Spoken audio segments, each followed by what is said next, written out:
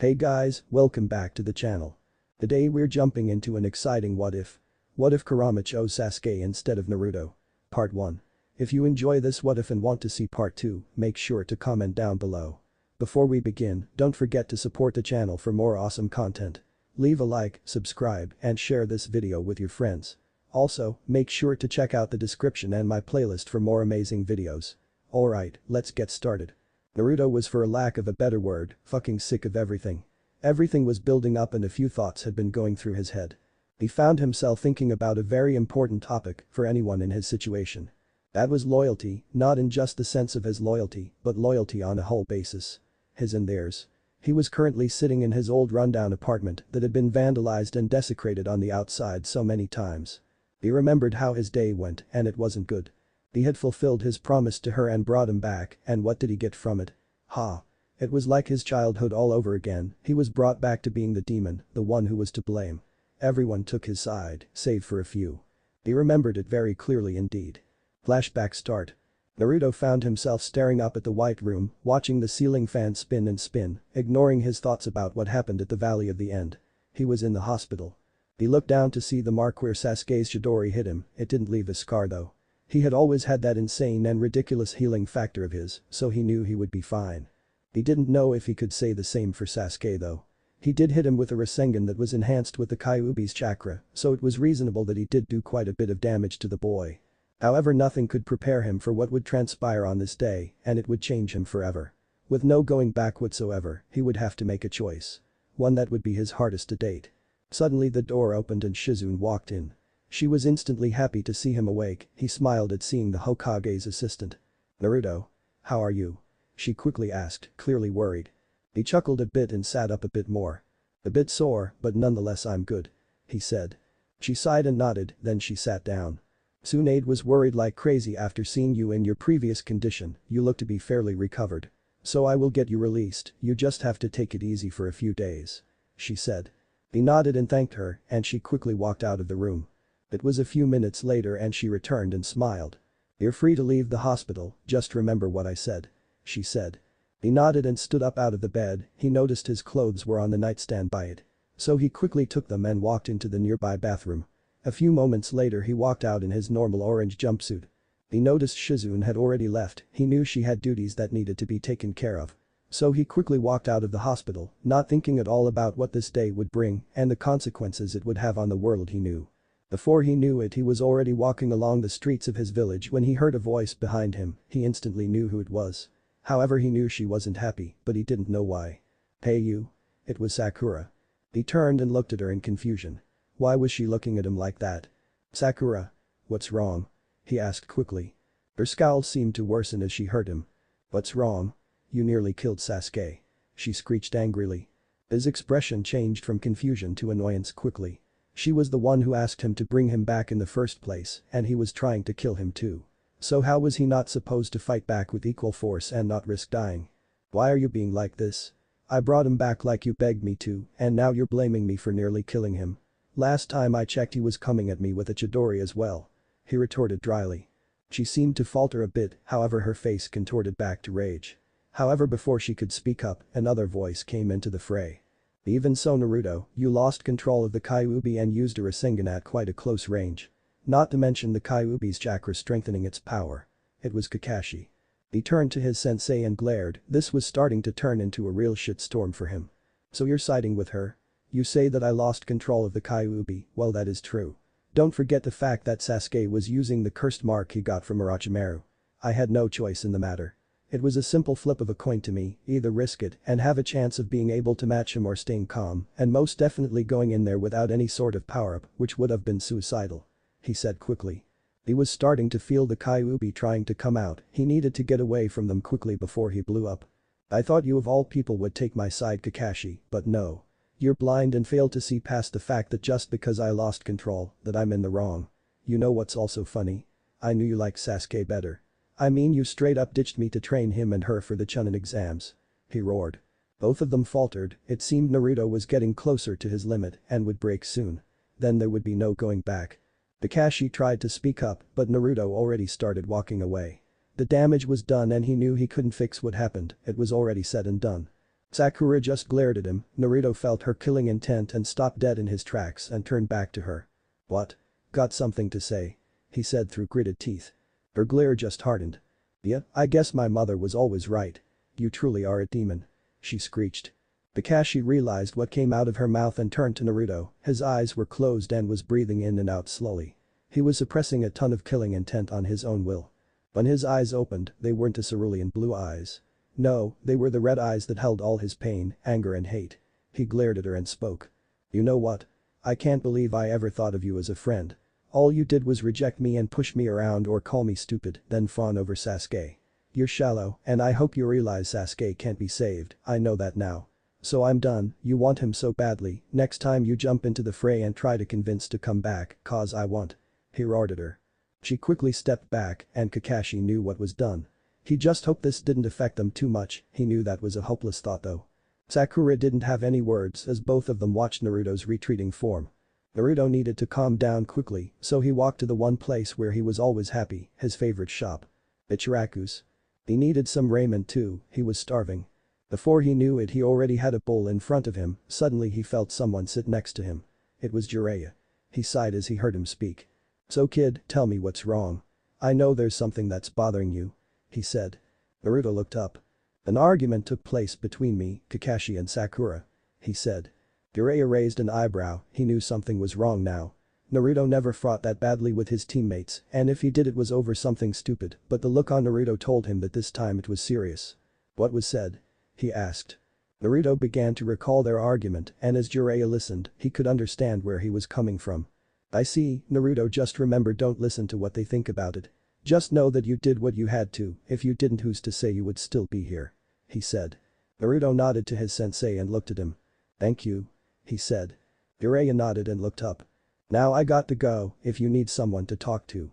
Don't hesitate to come to me again or someone you know who would listen to you," he said quickly. Naruto nodded and watched as Jiraiya walked off, however even with his comforting words, the damage was already done. Now he was slowly wondering about what to do and he had no idea what was going to happen the next day. It would shake him to his core and make him choose and his life would never be the same. However, it would mean a change for the future, for a new chance at life. To really live and not be a victim. He quickly finished his food and started to walk away from the shop. As he walked in the streets he noticed glares from the usual people. It seemed things never would change for him. He was walking for so long and he was lost in his thoughts that he didn't notice the footsteps behind him. He heard a cough behind him and turned to see Ino, Shikamaru and Choji. He growled as he saw their expressions. It seemed Sakura had already told them, most likely an exaggerated truth though. "What?" he asked dryly. Ino stepped forwards and spoke up. "Who do you think you are? Speaking to Sakura like that? Not to mention your sensei Kakashi?" she asked angrily. Shikamaru just shook his head, Choji shrugged and started to eat again. Ino flinched from Naruto's glare. "Really? Who do you think you're butting in when it isn't your business? You weren't even there. Do you know what was said at all?" he shouted. They all widened their eyes and Naruto was getting angry and fast. "If you think Sakura is right, then go ahead and take her side. I already told my side and explained why I'm right and I don't regret what I said at all. Sasuke came at me with the intent to kill. So I had no choice," he shouted. Kyuubi started to come out again. Ino glared at him, Shikamaru was as well. "That wasn't a very smart thing though, you could have gone about it differently," Shikamaru added. Naruto glared at him, Shikamaru flinched as he felt the killing intent. "Like I told her, I don't care what you think. I don't give two shits about what your opinion is. So butt out," he shouted. He quickly turned around and started to walk away. He heard some mutterings and curses, but ignored them and continued forwards. He shortly arrived at his apartment and slammed the door and fell on the bed, instantly falling asleep. He was done with it all. Flashback end. That was yesterday, he didn't care anymore. He didn't care what they thought, he had dealt with their opinions with him all his life and he wasn't too thrilled about it. He was about to get up and go to the Hokage's monument to clear his head. However, he felt lightheaded and fell back on the bed unconscious. He suddenly found himself in his mind, he knew where he was. He didn't know why though. He looked at the cage that held the Kyuubi, it looked at him for a minute. "Brat, come closer," he said. Naruto flinched at his tone, it was its normal bitter one, but there was something else to it. Naruto didn't know what made him, but he complied and walked to the cage. "I can sense your mind is in turmoil, now I'm not going to sugarcoat it for you kid. I can see what you see, I know what has transpired yesterday, the question for you is what would you do about it to change your future? He suddenly asked. Naruto blinked, was this right? Was he actually having a civil conversation with him? Why do you care? Naruto asked suspiciously. Kyuubi made a snorting sound before speaking up. Contrary to popular belief, I am not evil. Even if you are a stubborn brat that needs to learn some respect, I have no choice in the matter. You are my host and if something were to happen to you, I would be affected as well. He explained. Naruto blinked but nonetheless spoke up. What could I do about it anyways? Most of the village thinks I'm a demon, I know my attempts would be futile. They'd never see me as Naruto Uzumaki. No, they see me as a nuisance and nonetheless a demon. He said. The Kyuubi looked at its host for a minute before relenting. Listen, I'm going to be straight with you. Blunt as a matter of fact. What you say is true, with me and you, you'd never really get respect for who you are. Now I'm not suggesting freeing me, I know how that would turn out. No, what I'm saying is why do you place your trust in people who have already turned their backs to you? Why do you try to get them to acknowledge you when you know what the result will always be? With what happened yesterday is more proof to me. He said. Naruto sighed and realized there was some truth to what he was saying. Can you just get to the point? He asked dryly. Kyuubi just snorted. Figures you'd say that, okay then. We know you aren't really welcome in this village and most of the people who are your friends have turned, now let's put in a hypothetical and say you had a choice. You could stay in the village and never see any change in how they treat you, or you could throw caution to the wind and say fuck it. Leave the damned place and start a new life. He said with a chuckle. Naruto's eyes widened. Become a missing nin. Are you insane? He screeched. Kyuubi rolled his eyes. Yes, a missing nin, now if this were the case. You wouldn't be alone, I'd personally train you how to use my chakra so that you'd stand a chance against the hunters. He explained. Naruto's eyes widened again, if he did do that he could get incredibly more powerful. He could even learn new jutsus from the other villages. It was tempting indeed. He knew there was a catch however. What's the catch? He asked. Kyuubi laughed. You're right, there is a catch. Now if you were to stay here, you'd eventually break and lose control and well, they might not want to deal with you. Who knows what could happen. Now if we were to do the first option, it would be hard to escape. I could do it though, if you gave me control over your body, now this isn't permanent, just to get a good distance away. As to the catch, well first would be some leeway, give me some room to breathe in here. Then I would like to at least get some more time to control you. Preferably to fight. He explained. Naruto was weighing his options, he needed to know if there was any more to it. Is there anything else? He asked. A few things as well, but we can discuss those at a later date. Now there are some other things I think I should tell you. He said quickly. Naruto blinked again, what was he getting at? What is it? He asked. He heard what he assumed to be a sigh coming from the Kyuubi. Boy, it's about your parents, why do you think they never told you your true parentage? They're hiding some very important details from you. He said. Naruto's eyes widened, couldn't it be true? Could it? He looked sharply at Kyuubi. Explain. Was all he said. Kyuubi chuckled a bit. That got your attention, huh? Well, it's true they are hiding something from you, and I know what it is. You see, your parents are rather famous and powerful. Especially your father. He started.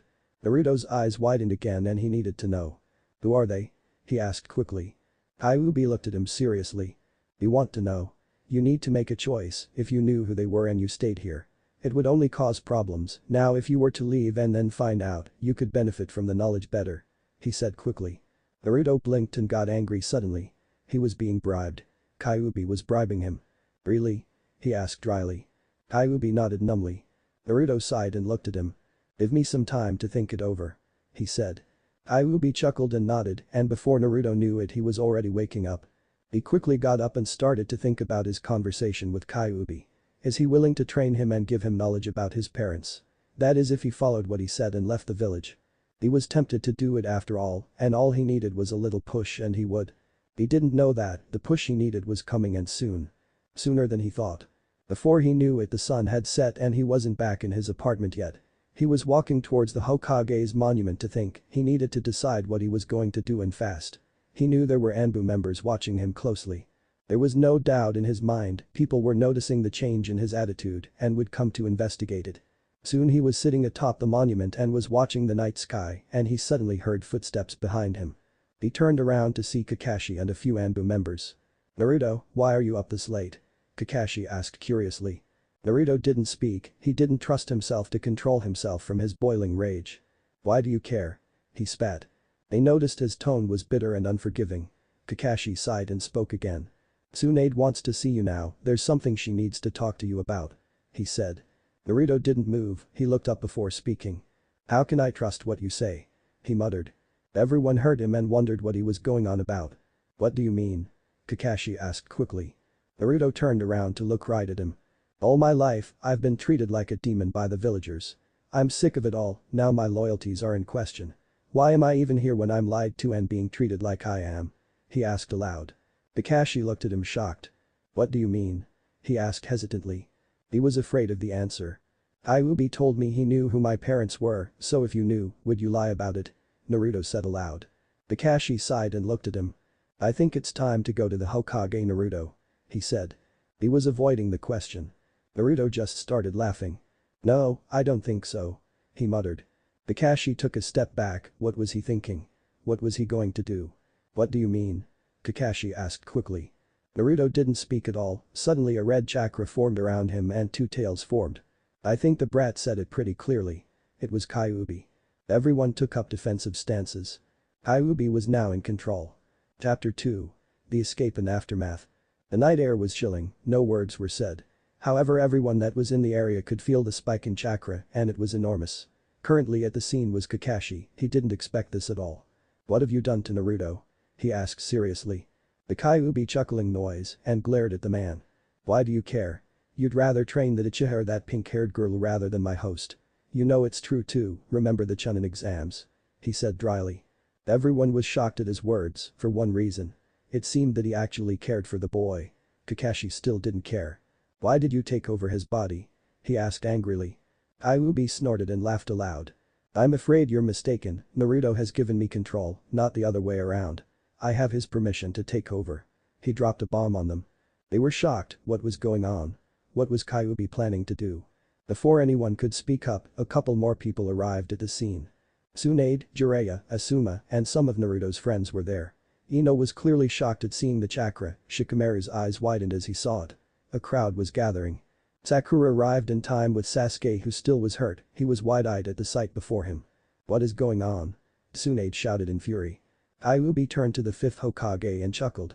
Oh, nothing except explaining a few important details. I was waiting for a good-sized crowd to listen to what I'm about to say, and now the time is right. He said with a chuckle. Everyone felt uneasy at his words. What was about to be said? Jiraiya didn't even hesitate and shouted. What have you done with my student? He shouted. Kyuubi looked at him boringly and replied. Your student? Please, all you taught him was how to do the Rasengan, granted he does think of you as his real sensei, rather than that piece of shit Kakashi, now that everyone is here. I think it's time to clear the air a bit. Get some stuff off my host's chest that needs to be said. Firstly, you are bastards and backstabbers, specifically you two. He said. Everyone watched as he pointed at Kakashi and Sakura. They wondered what had happened. Jiraiya sighed and looked at Kyuubi.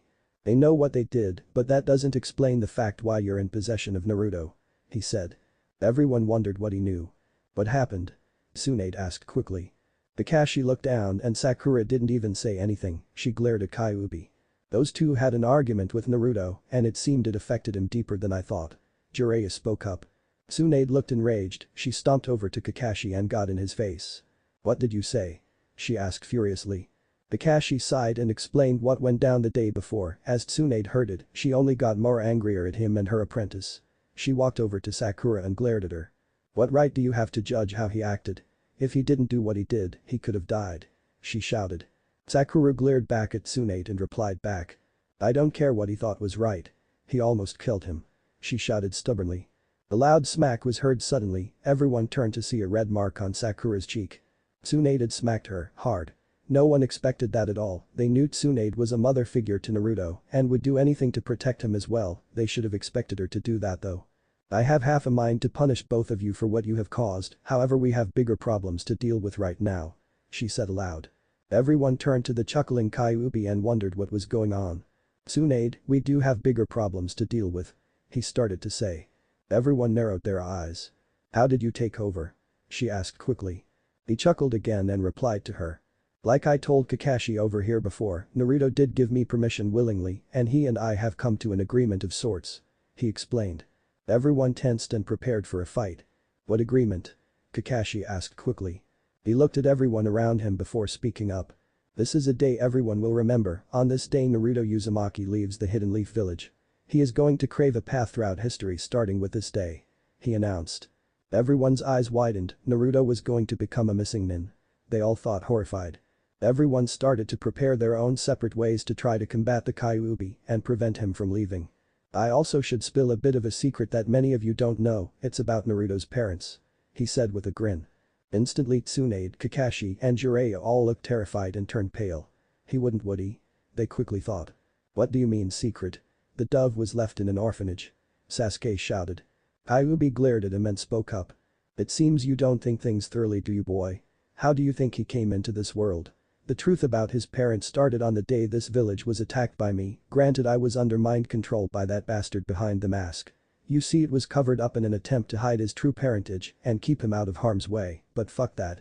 I say let them know and fear his true name. He shouted. The three who knew the secret dreaded what was about to be said next.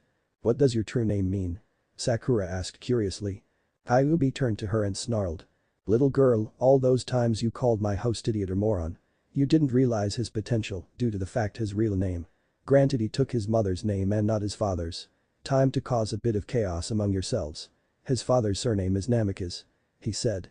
Silence, that's all that was heard after his statement. The people who knew that name eyes widened. The secret was out. Yes, that's right, Minato Namikaze, your very own Yondaime Hokage, is his father. He said aloud. Everyone's eyes widened now that the secret was out. Kyuubi smirked and started to speak again. Now that is done with, Naruto wishes to let you know that you won't find him again. From this day onwards he is no longer a shinobi of the leaf. Next time you see him, he won't be so forgiving of the people who betrayed his loyalty and trust. As for the others, he holds no resentment, however he can't stay here anymore. He continued. Before anyone else could speak up, Tsunade did. Stop him from leaving. She shouted. Kyuubi smirked and cracked his joints as he felt everyone's chakra rise. This was going to be fun. Fun indeed. He quickly dodged a Chidori from Kakashi and everyone watched as one of the tails wrapped around the arm of Kakashi and threw him backwards. They were shocked he could manipulate the chakra like that. How? Sasuke asked quickly. He wondered how something like that could happen. They did outnumber the Kyuubi by a good bit. Kid, I'm Kyuubi no Kitsune. This power is my own, I know how to wield it with deadly precision. He snorted. Everyone tensed again, they knew now they were in for the fight of their lives. They all watched slowly as the Kyuubi started to form a familiar hand seal, it was very familiar to them indeed. Page Bunshin no Jutsu. He said quickly. Suddenly 5 puffs of smoke appeared and clones came out, they were all clones of the Kyuubi too. Everyone felt the chakra the clones had, it was immense. The Kyuubi was truly terrifying when it wanted to be, everyone watched as the Kyuubi smirked and started to speak. I'm afraid stopping me is impossible, it is futile. He said quickly. No one listened and they charged forwards with the intent of stopping him to their fullest abilities. Suddenly everyone froze as the Kyuubi started to charge a large amount of chakra, they watched as his tails started to turn darker as 2 more formed. He was in his 4 tails form and it didn't look like he was going to hold back. With no word said everyone charged once again. Kakashi quickly formed another Chidori, but it was futile as it was met with a clone's Rasengan. The clone was using the vermilion version of the move, effectively overpowering the Chidori by a large margin. It was a battlefield, Ino's team were dealing with 2 clones and were hopelessly outmatched. Tsunade and Jiraiya were taking on the real Kyuubi in its 4-tailed form. Jiraiya decided he had no choice, the Kyuubi watched with interest as he noticed the man's chakra rising by a large bit. Tsunade noticed it too and turned to him. They watched as he placed his hand on the ground. He was doing a summoning. They watched as none other than Gamabunta the chief toad was summoned. Jiraiya, why have you summoned me? He asked aloud. Jiraiya pointed to the Kyuubi. We need to stop the Kyuubi from escaping. He explained. Gamabunta took a look at what was currently going on, it was a big situation no doubt. Kyuubi growled as he knew this fight was starting to get a bit unfair. He was in his 4-tailed form and he was about to face off against the chief toad, who no doubt could easily handle him in his 4-tailed form. He quickly came up with a plan, it was a last-ditch effort, being that they were still on top of the Hokage's monument he could get a little reckless. He knew Naruto wouldn't like it if he destroyed the village, he wanted to leave and start anew, not destroy it. Everyone watched as the clones dissipated, leaving the Kyuubi to himself.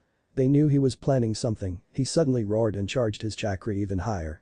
He was starting to gain more tails, he stopped at 6. Everyone stared at him as pieces of bone started to form on top of the chakra he possessed. Surprising everyone, he curled his tails around him and swung them in a windmill motion. He was trying to create some room. He proceeded to leap in the air and form two large Rasengans in his hands. They wondered what he was planning. It seemed like he was going to fall down to the ground and aim them at the ground, however they were shocked as he placed both of them together. In an instant they blew up, thus launching him higher into the air. He was about a good 40 feet in the air. They all started to run away from the blast side as he plummeted back towards the ground. They all watched as he neared the ground. He slammed his tails like a hammer and made a big shockwave, knocking everyone back and kicking up a lot of dust. He knew it was time to make his getaway while everyone was distracted. 10 minutes later all the dust cleared away, leaving a shocked group of shinobi. All of them realized what had happened. Tsunade was enraged, Jiraiya was too, however for different reasons. He glared at Kakashi and Sakura as the silence rolled on. I want him found now. He is now a missing nin. Bring him back here at any cost. Tsunade shouted in fury. She then looked at Kakashi and Sakura. You two, meet me first thing in my office in the morning. You'd better not be late, she said through gritted teeth. She turned to Jiraiya and spoke up. Jiraiya trained him more than Kakashi, so you should be able to figure out his patterns. Think about what he would do and find out where he could be going, she said quickly. He nodded and sprang into action and sprinted off into the night. Tsunade was barking orders left and right. She needed to do damage control quickly. It would only be a bit before the council heard of the whole ordeal. They would want him to be found quickly. Once they learned the truth about his parents, there would be no going back. As everyone was still in their stupor, she noticed something in the middle of the crater that was caused by the impact of the Kyuubi. Quickly dashing towards it, she kneeled and picked it up.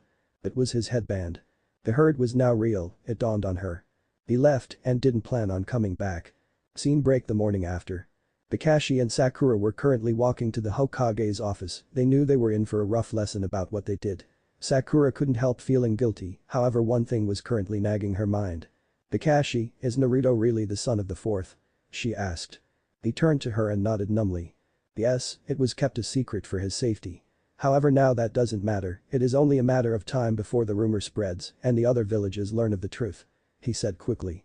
They looked around the village to see it in a cheerful attitude. It seemed they noticed the lack of certain people. They wondered what they would do when they heard about his father. They soon arrived at Tsunade's office and opened the door, and as soon as they stepped in they were met with glares from both Tsunade and Shizune. Shizune quickly left the room, probably to avoid letting her temper get the best of her. Tsunade sighed and spoke up. You two will listen very closely and you will not interrupt me at all, she started. They both nodded and listened as she continued on. I have a mission for you two specifically. You're going to go to Suna and report what happened to their council on what happened with them out of Ikazukiage. It's most likely the council is leading the village. He can't be out of the land of fire yet, so if he were to start moving again, he might go toward Suna. Report back once you have done just that, she said quickly. They both nodded and left for Suna. She watched as they left the office and she sighed and looked at the paperwork on her desk. One piece of parchment on her desk pertained to a certain individual. If she signed it, she couldn't go back. It would already be done. It was to make Naruto Uzumaki an official missing nin. Somewhere in the land of fire, in a damp cave, a certain spiky-haired blonde was starting to stir awake. A drop of water did the damage and he bolted upright, his thoughts roaring to figure out what happened. Brat, calm down already, Kyuubi said in his head. Naruto blinked and stood up. He looked around the cave he was in. He assumed Kyuubi put him here when he was far enough from the village. So what happened? He muttered in his head. Kyuubi began to tell him what had happened. Naruto's eyes narrowed when he heard about it. So my father? He asked in his head. Kyuubi sighed and knew it was time to tell him. Your father was the Yondaime Hokage, Minato Namikaze, he answered. Naruto's mind ran a blank. He then screeched in his head, which clearly annoyed Kyuubi, with an effective shout telling him to shut it. So where are we and what now? Naruto asked quickly. Kyuubi was silent for a bit. While still in the land of fire, I'd suggest going to one of the smaller villages and getting some supplies. Maybe try to change your appearance a bit, Kyuubi said. Naruto nodded and proceeded to climb out of the cave and begin his new life. Chapter 3. Training and Mistakes. As he sprinted across the terrain, Naruto had his own questions he needed answered. He wondered what training the Kyuubi was going to give him. He knew it was going to be rough. He knew without a shred of doubt that it wasn't going to be easy. He knew that Fox was going to have some kind of sadistic pleasure in torturing him with grueling hours of training. He knew it was the truth too.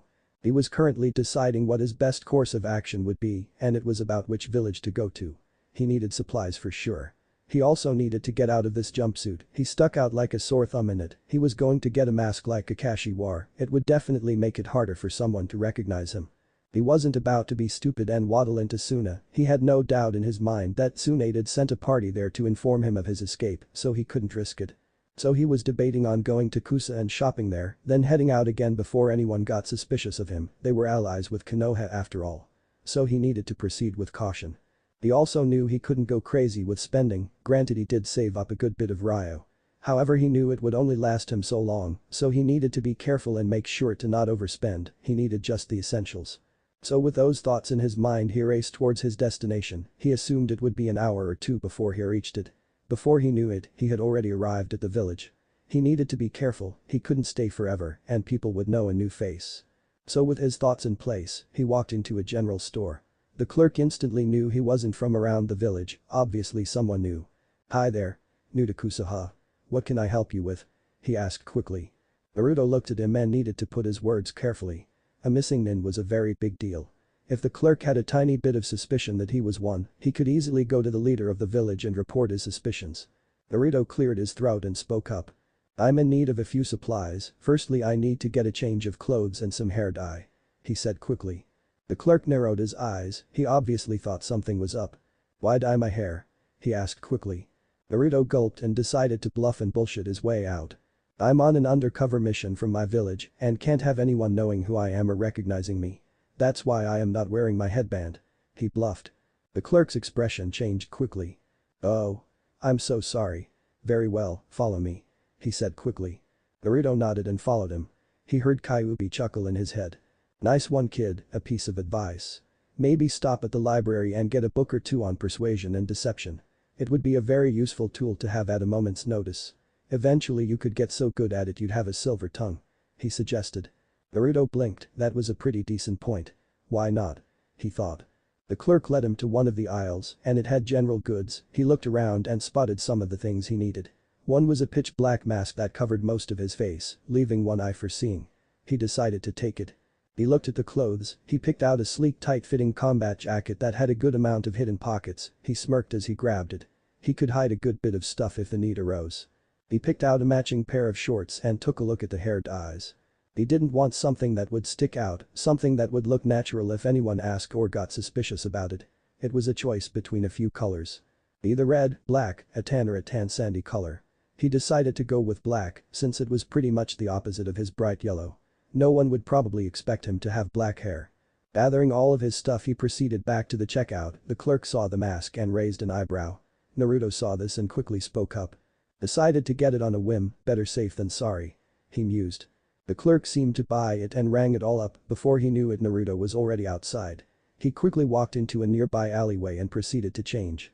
Quickly throwing his orange jumpsuit in a nearby trash can, he proceeded to walk to the nearby library and decided to pick up a few persuasion books and started to read. He chuckled as he read the title. Speechcraft for Morons. However, he opened the book and started to read nonetheless. It was about 30 minutes later and he summed up what the book told him, different manners of speaking and how to use certain words to your advantage. He thought it was a pretty good idea to learn persuasion. It would definitely help him later. He eventually read what he could, he knew he couldn't stay in the village that much longer. He was sure Tsunade was already sending parties to the other villages to find any traces of him. He quickly put the book back and walked into the bathroom. It was time to dye his hair. It was a messy 15 minutes later and he finally came out with sleek black hair, he guessed no one would know he was Naruto Uzumaki. As he finally stepped out of the building, he looked at the mask and fitted it to his face. It was time to move on and decide his next course of action. Now he knew with this disguise he could go to some villages who knew his name, they wouldn't be able to see past his measures and wouldn't know it was him. Only a few people could be able to see past it, he knew if he ran into anyone from the Leaf, they would be harder to fool. He still needed to focus on training too. He shuddered at what he wondered it was going to be like. "So what's this training you're going to give me?" Naruto asked Kyuubi. He waited for a response from the being he held. "First thing you need to learn about is your chakra, you have two types of chakra. Yours and mine, each with its own properties and affinities." He started. Naruto drew a blank. "Affinities?" he asked, confused. He heard Kyuubi snort before replying.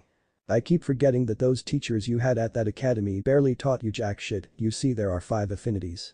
Earth, fire, lightning, wind and water. I have a fire affinity with my chakra, while yours is a wind affinity. He explained.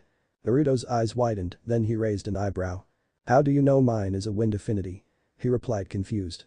Kyuubi snorted again before replying. Brat, I've been with you since you were born. I can easily tell what your chakra's affinity is, now on to the next part. Wind chakra is very deadly and precise when trained right, however I don't know how to train in that area, so we will work with my chakra. Since it's your best bet at staying alive against the hunters that will no doubt come for you, we will start with my chakra. He explained. So what exactly can I use your chakra for? Naruto asked, confused. The assumed Kyuubi was rolling his eyes as he spoke. My chakra is very powerful, as you know. It has multiple applications, the most obvious is fire release, that is the easiest to learn. However, that's not what I'm going to teach you first. Chakra is very malleable and as such can be used in multiple ways. To start your training, you need to meditate so you can come inside your mind so we can proceed with the next step. He explained. Naruto nodded to himself and found a nice spot to sit down, he slowed his breathing to a steady rate and calmed down. Not a thing interrupted him as he delved deeper into the silence. Soon he found himself going deep into his subconscious and found himself standing before the Kyuubi itself. Good, now we can proceed. He stated.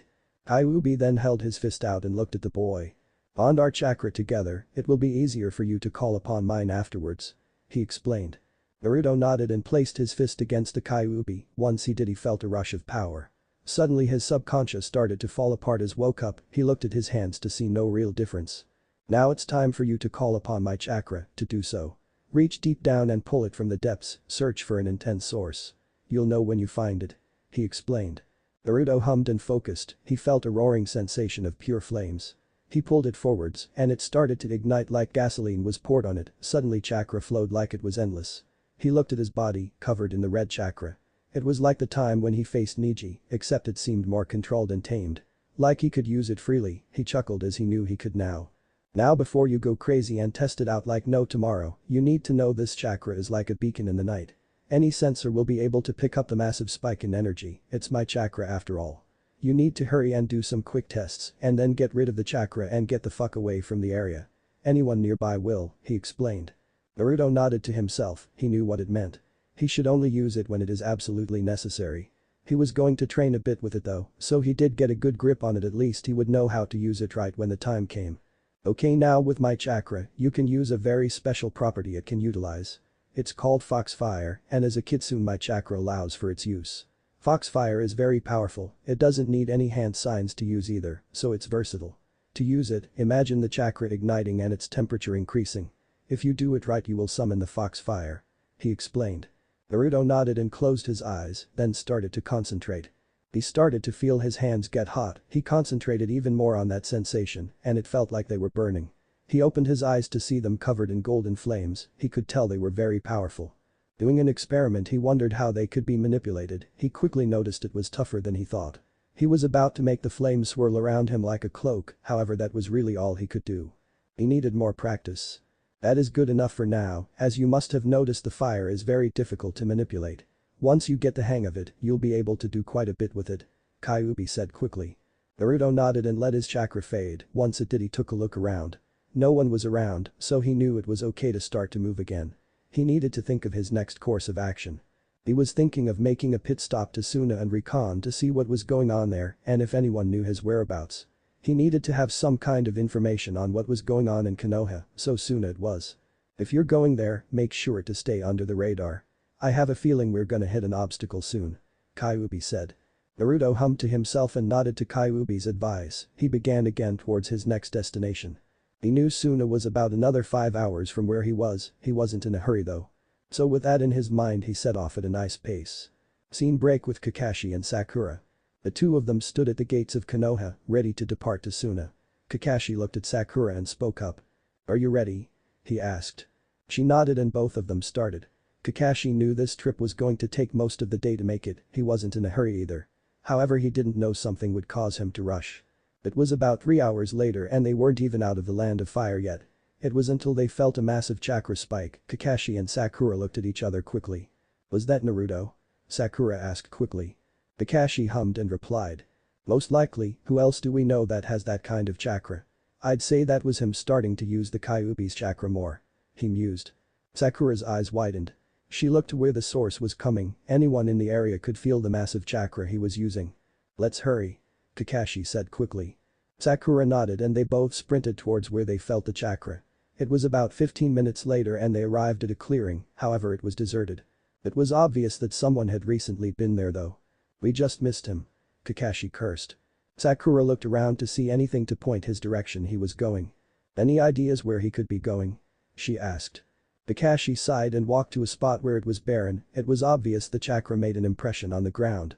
He was looking for any tracks or signs that would have been left. He looked up to the sky to see there was a good bit of daylight left. Well, there's a few options he could have chosen, either he stopped at Kusa and did some stuff and is now heading towards Suna, if that's the case we might catch him there. However, he may already have been to Suna and is going towards Kusa. Either way, we know he is in the area. We need to continue to Suna though. Let's hope we can find him there," he mused. They both started once again towards their destination. Before they knew it they were already in Suna walking around, they spotted someone familiar to them. It was Tamari, she looked to be shopping. They walked up to her and got her attention. Tamari cautiously turned around and was shocked to see them. "What can I do for you?" she asked quickly. Kakashi looked at her and spoke up. "We need to speak to whoever is in charge," he said. Tamari raised an eyebrow. "What is wrong?" she asked quickly. Sakura looked down while Kakashi replied. "Naruto Uzumaki had become a missing nin," he said. Tamari was surprised, the little hyperactive kid had run away. She knew something was off, there was something they were hiding.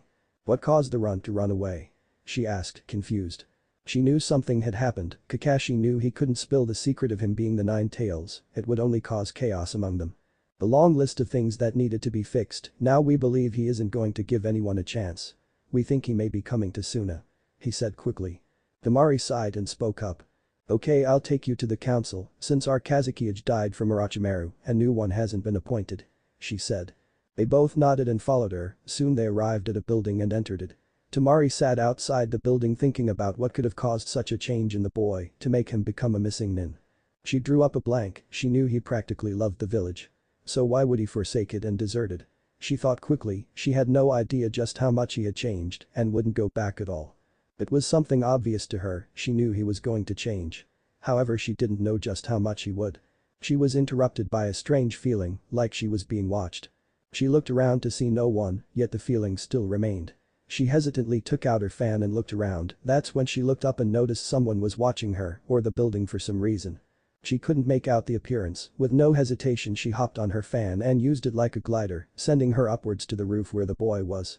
Once she got there, she took in his appearance. He looked like a miniature Kakashi, with pitch black hair. His lone eye watched her like a hawk, ready at a moment's notice. "Who are you?" she quickly asked. She noticed he didn't have a headband, she narrowed her eyes and began to get into a stance. The boy took note of this and did the same. The fateful battle was about to take place atop the village. Chapter 4. Second Escape. The cold breeze blew past the two of them as they stared at each other unflinchingly.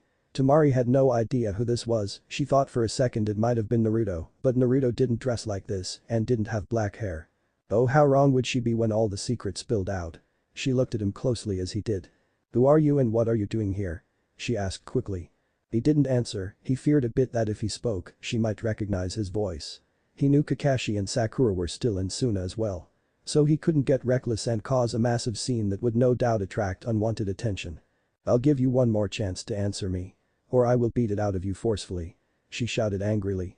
She didn't like the look he was giving her, it was observant like a hawk watching its prey, but at the same time it was bored and lazy, like he thought she wasn't worth it or that he didn't have the time of the day for this. "You're Tamari, brother to Gaara and Kankuro. You should leave while you still can," Naruto said in a deep voice. He was trying to mask his voice somewhat by making it more animalistic and deeper. She narrowed her eyes and brought her fan out. "Who are you and how do you know about us?" she demanded angrily. Naruto sighed and realized he had no choice. It was hopeless to try to avoid this situation. Once Tamari noticed he wasn't responding to her at all, she took out her battle fan. "Gyuden. Kazekiri no Jutsu," she shouted. Naruto quickly rolled out of the way as the sharp blast of wind came at him, he cursed as he realized if he got hit by those, it could rip his mask off. He looked at her to see her sizing him up, it was obvious she realized it wasn't going to be easy. However, that wasn't going to stop her, she quickly let off another cutting whirlwind at him, which of course he easily dodged. She stopped for a second as he started to make a few hand signs, it quickly ended and with 4 words sent her into shock. "Page Bunshin no Jutsu," he shouted. All around her clones formed, she counted about 20 of them all ready to attack at once, and they did. They all charged at once. Gyuden. Kazekiri no Jutsu, she shouted again. This time she spun her fan in a circular motion, intending on hitting as many clones as she could. She did get a good bit of them. She looked to the man to see him standing still. I'm going to say this once, leave now before I have to end this. He said quickly. She scoffed at him, he lowered his head for a split second, she wondered what he was going to do. She watched as he formed a Rasengan, she looked shocked. She knew this technique and the destructive power it held. Naruto sighed and looked at her one last time and charged. In a split-second decision she rolled out of the way, but she let go of her fan. Her eyes widened as she saw the Rasengan hit the ground near her, she didn't even know what happened, but she was sent flying. Naruto cursed as he realized what he did, he knocked her off the roof of the building, and without her fan, she would surely fall to her death. He knew he could save her, but it would come at a price. That price was revealing who he was. Kyuubi seemed to read his thoughts and spoke in his mind. Just know if you do this, there's no going back. He said quickly. Naruto knew that already. He sighed and knew what he had to do. Just do it already. He shouted back to the fox. He heard a chuckle and it was like a snap, and Naruto felt the immense amount of chakra come to him. With an explosion of the demonic chakra his appearance changed. Two tails formed as his features turned animalistic. The mask was already starting to fall off from the wind blasts he was facing earlier, now with his transformation it did the final part and it fell on the ground, leaving him exposed. You better hurry, that girl is falling to her death. Kyuubi mocked his head. Naruto just growled and got on all fours and ran as fast as he could and leaped off the building. Temari looked up just in time to see something coming at her. Her eyes widened with fear as she took in the boy's appearance. Before she knew it, she was grabbed by him and hoisted on his shoulders in midair. Hold on tight. He said through gritted teeth. Naruto was losing control and fast, he didn't have any training with his transformations, so he knew it would only be a matter of time before he lost himself. Temari shut up and watched in awe as he scaled the building with his claws. Before they knew it they were on a roof across Suna, Naruto dropped her quickly as he felt someone coming. He heard someone land and turned around to see none other than Kakashi and Sakura. Naruto. Sakura muttered sadly. Temari heard that and her eyes widened instantly. That's Naruto. She screeched aloud. She looked at the boy who was pouncing on all fours, ready to attack at any notice. I see you don't know that much about me. Naruto muttered through gritted teeth. Kakashi and Sakura were surprised to see him able to speak, they wondered if he had control. Are you in control? Kakashi asked cautiously. Naruto just glared at him and growled. For a little bit, yes, I haven't had much practice with the Kyuubi for my transformations. That doesn't matter however, I'm not returning to that shithole of a village. He roared. Here's a little help brat, your transformation gets stronger with rage, while your level of control decreases as you gain more tails. To successfully remain in control of yourself, keep your mind calm and focused. He heard the Kyuubi in his head. Temari's eyes widened when she heard the word Kyuubi, he was as she quickly thought stupefied, it hit her like a train. The Kyuubi was the most powerful of the tailed beasts, with it having 9. They're the 9 tails. She exclaimed. Kakashi and Sakura sighed and looked at the still pouncing form of Naruto. Naruto, you must come back to the village, they need you. Sakura said aloud. Naruto just glared at her and roared. You shut your fucking mouth. Do you have any idea what it's like to be treated like a demon all your life?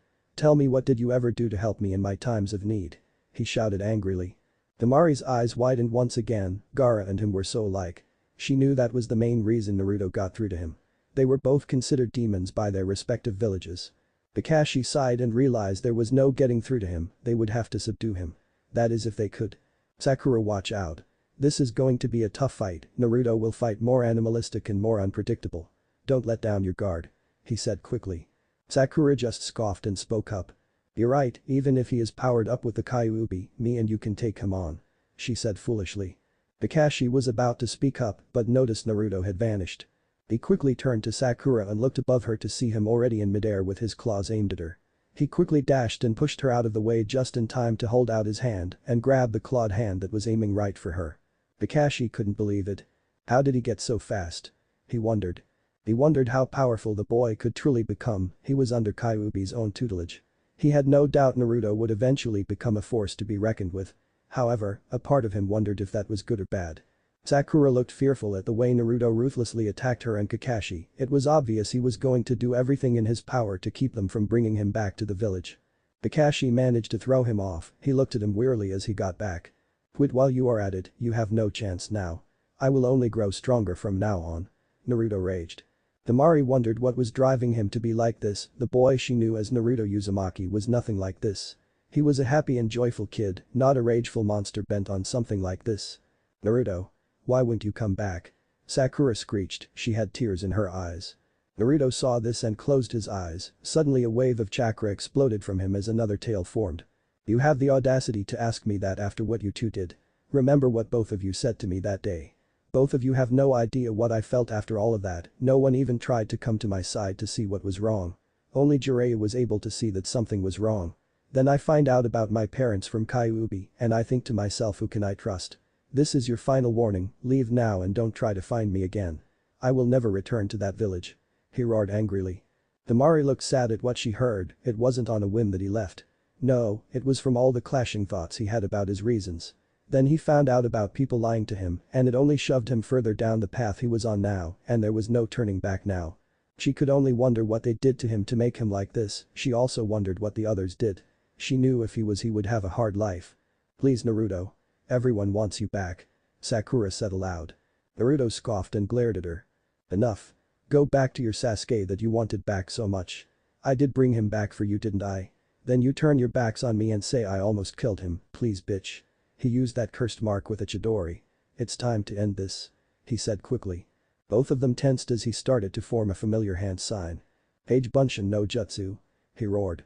3 clones appeared around him, each ready to strike at any second. Temari knew this fight was starting to get out of hand, she didn't have her battle fan either. So she was useless in stopping him. "Raiden. Raijutsuga," Kakashi shouted. Naruto watched as the lightning beast came charging at him with ferocious speeds, he only had one choice. He quickly formed a Rasengan in his hand and ran forwards. Everyone watched as the demonic red chakra rolled off the Rasengan like nothing. The two opposing forces quickly caused a gigantic blast that made everyone cover their eyes and ears. Naruto knew he had to do something quickly. He soon would start to run out of chakra and that would be very stupid of him and especially deadly. He also knew his control over the tailed forms was dwindling every second that passed. "How do I come out of my form?" he asked the Kyuubi in his head. He waited for a response from Kyuubi. "Normally you can't, however I can bring you out of it. There are other ways for you to do it as well. Chakra exhaustion is a big one, being that your chakra control is horrible, that's likely going to happen soon. It's time for you to come up with an escape plan," he heard in his head. Naruto nodded numbly and began to think on what to do.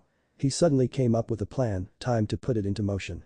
He waited as the blast calmed down and everyone gained their bearings back, they all watched as the clones didn't move, they just stayed still.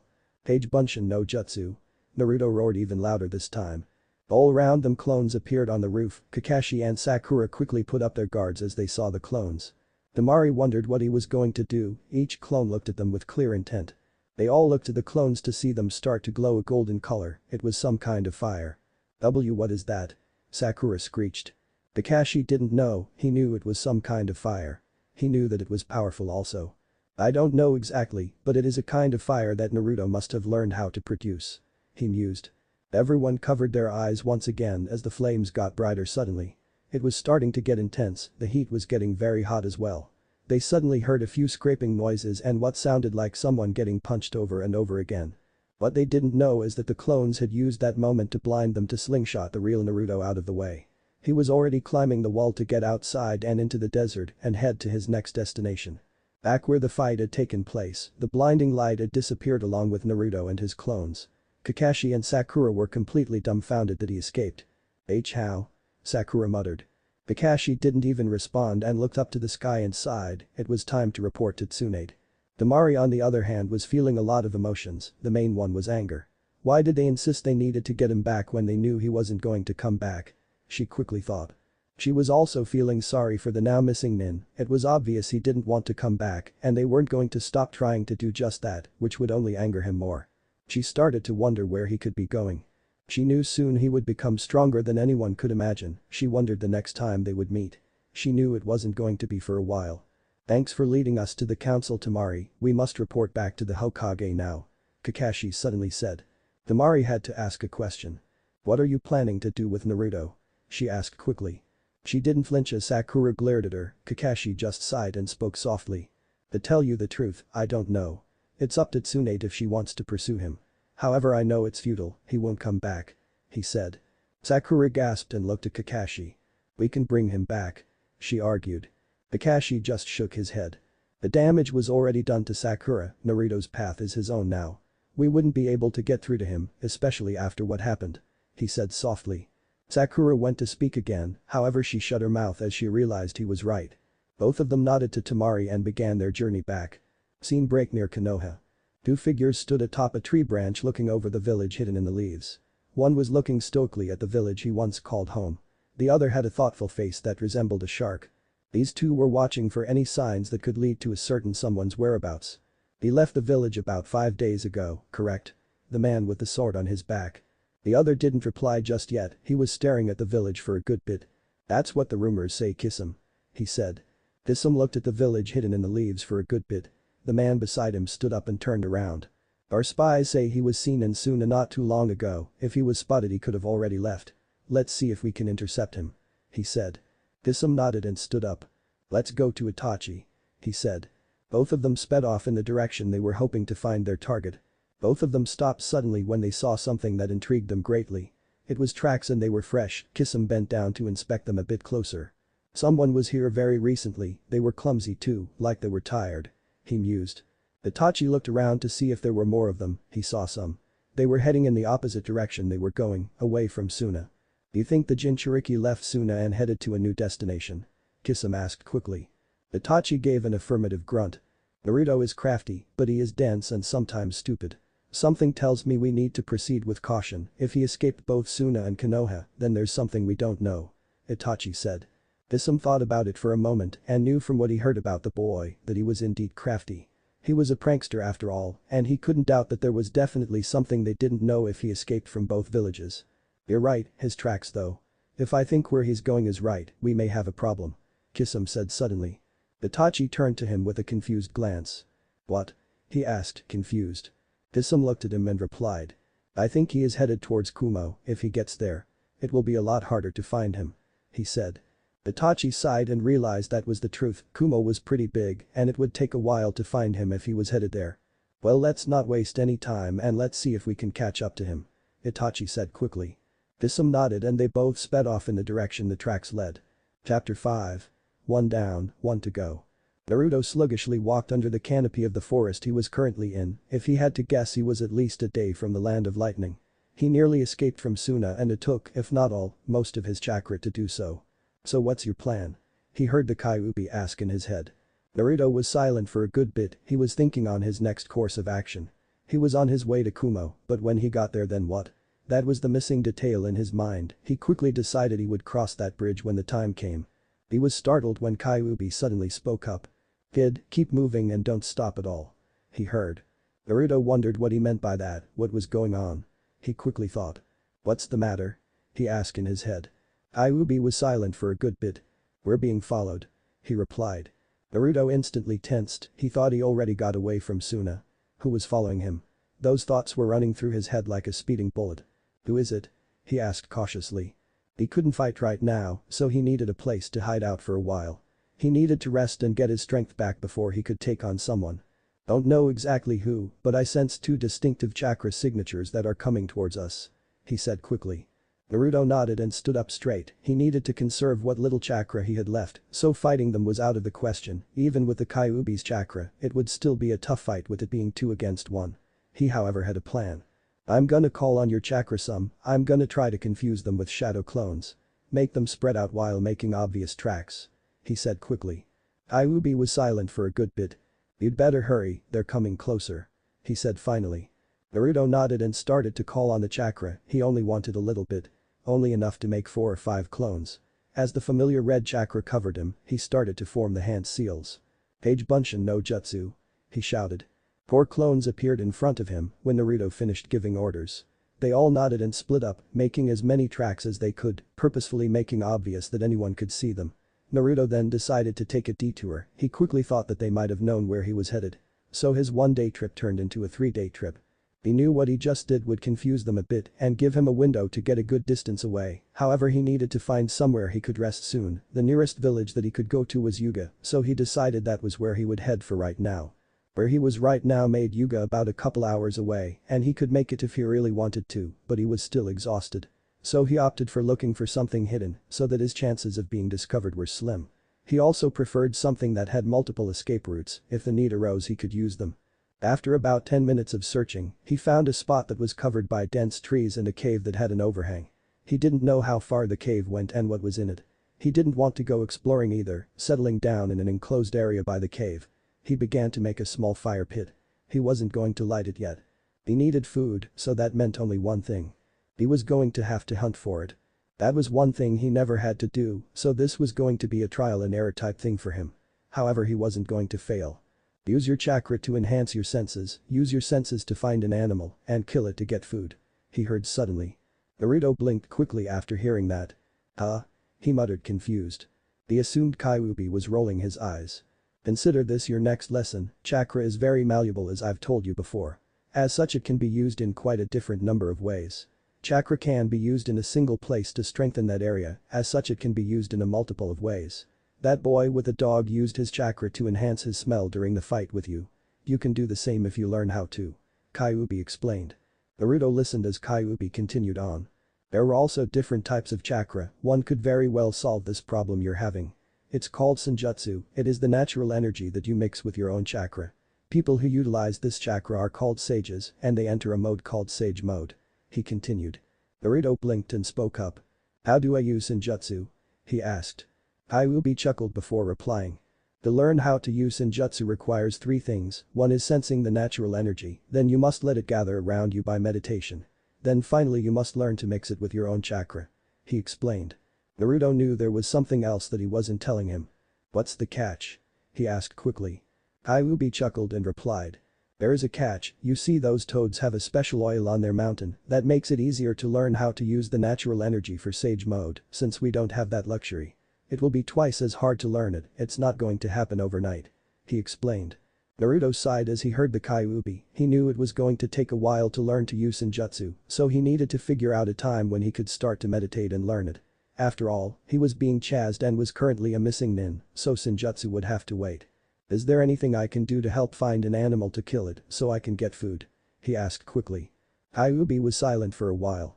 You could use the first step of senjutsu to search for the natural energy that an animal would have, a life force to be exact. He explained. Naruto just sighed and found a quiet place and sat down, it was obvious to him that was all the help he was going to get from the fox this time. He sat there for about 30 minutes and started to feel something. It was like a raindrop falling on a pond and causing a ripple with a feeling spread out to him. He had a feeling that this was the natural energy that the Kyuubi was talking about. He noticed several different things around him, like dots on a map. He thought it was like a radar, he noticed one point near him was still and not moving at all. He opened his eyes and hopped on a tree limb and crept closer to where he found the source. As he neared it, he found a clearing with a deer curled up by a bush, he now understood how senjutsu worked, he still wasn't ready to actually use it with his chakra and use sage mode, but he had no doubt he would eventually learn it. He wasn't going to fail at that. He knew what he was about to do was something he'd never thought he would do, but it was that or starving. With no choice he took out a shuriken and hurled it with precision at the sleeping deer. 5 minutes later he was dragging the carcass to his campsite. I'm surprised you were able to sense the natural energy that quickly, usually it takes a lot longer. Kyuubi said suddenly. Naruto chuckled and began to set up a fire to cook the meat, he knew most of it was going to be wasted, so he only was making a fire for a few pieces. Once the fire was lit and some meat was being cooked, he sat back and began to think more on what his plans were. He remembered from what he read about his father that he and the Raikage fought quite a bit in the Third Shinobi War and from the stories he heard from Jiji that they had respect for each other. So he was thinking about asking the Raikage to help him out, he wondered what would come of it though. Worst case scenario, he would let Kyuubi take over. With those thoughts in his head he began to eat his meal and started to doze off. Scene break with Itachi and Kisame, both of them were severely annoyed by the little runt stunt, they had been fooled. Damn that kid. Kisame muttered, annoyed. Itachi just looked around for anything that could lead them in the right direction, but there was nothing. This only proves my point that he is more unpredictable and clever than before. We should have seen this coming, he most likely used shadow clones as a diversion so that we would follow tracks that weren't by the real one. Itachi said quickly. Kisame nodded, but his eyes were a different story. He wanted to gut the little runt for making fools out of them. What now? He asked his partner. Itachi looked at Kisame before replying. If he is headed to like we think, then he is delayed a bit. With his diversion he most likely had to find a place to hide out, so I doubt he has made it that far. I think he may stop at Yuga since it's in the middle of his travel plan, so we head there and wait for him," he said. Kisame nodded and they both started to head to the village. Scene break with Naruto. Naruto awoke groggily and looked around, he was still in his campsite. As he remembered all that transpired the day before, he sat up and began to think. He had no idea on the whereabouts of the two who were following him, and given the fact that he wasn't captured in his sleep, he assumed his ploy worked and he had lost them. However, he knew it wasn't over yet. No, not by a long shot. He was bound to run into an obstacle at one point, that was the life of a missing nin. It was what he chose, so he had to face it head on. Quickly gaining his bearings, he started again on his way towards Kumo. He knew he better stop at Yuga to get some more supplies. He didn't feel like getting another mask, he knew eventually it would be useless. It was about 2 hours later and he saw the gates leading to the village of Yuga. He decided to take a cautious approach, just in case anyone knew who he was, and if word got out he was a missing nin. He walked normally into the village and looked around for a bit, it seemed normal. No one was giving him suspicious looks or glares, he assumed he was good. However, Kyuubi's voice in his head proved him wrong. "Be on your guard, I sensed those same chakra signatures from the other day. They're here. Watch your back," he heard. Naruto cautiously looked around, but didn't find anyone who stood out to him. "If they are close enough, can you pinpoint them?" Naruto asked him. Kyuubi was silent, Naruto should have known he could do that easily. He was planning something. "What are you planning?" he asked quickly. Naruto looked up to the sky as he replied. "It's obvious we can't fight here, it would attract unwanted attention. We bait them into following us, once you pick out who is following us. We show off a bit of power to let them know it's us. Remember, I don't look like me anymore, so we need to let them know I'm who they are looking for," he explained. Kyuubi chuckled, it was actually a pretty good plan. "Okay, start walking around the village, make yourself noticeable, your black hair already sticks out like a sore thumb, so it shouldn't be hard to get their attention," he heard the Kyuubi. Naruto nodded and purposefully walked out in the open, stopping every few minutes looking around. He wanted them to see his face and know it was him. About 5 minutes later he was walking towards a store when Kyuubi spoke to him. "They're behind you now, the ones in the robes," he heard suddenly. Naruto looked over his shoulder and sure enough there were 2 people in a pair of robes he hadn't seen before. However, he saw someone he thought he'd never see again. Itachi smirked at seeing the now black-haired Naruto. Kisame couldn't believe his eyes. This boy was the one who fooled them. He couldn't believe it at all. Itachi knew Naruto was a lot stronger and more clever than ever.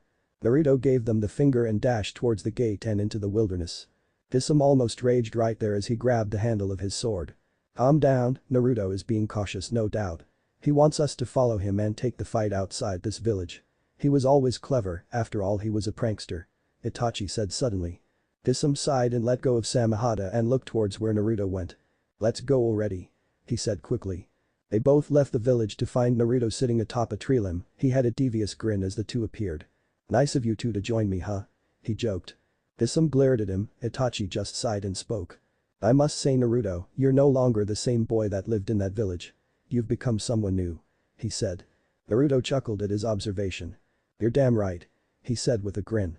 Kisame was tired of the babble and pulled out Samehada and swung it as it extended towards Naruto, however, as it got close Naruto poofed into smoke. "The clone?" Kisame muttered. Itachi looked around to see a ton of clones atop the trees, at least 50 of them were sitting there waiting for an order. Even he didn't think Naruto would plan this out that well. It was obvious he was expecting them. "Who's helping you?" Itachi asked suddenly. Kisame looked at Itachi, someone was helping the runt. He quickly thought. Naruto just laughed and spoke up. "You're right in thinking I have help, you see it is none other than the Kyuubi house," he said aloud.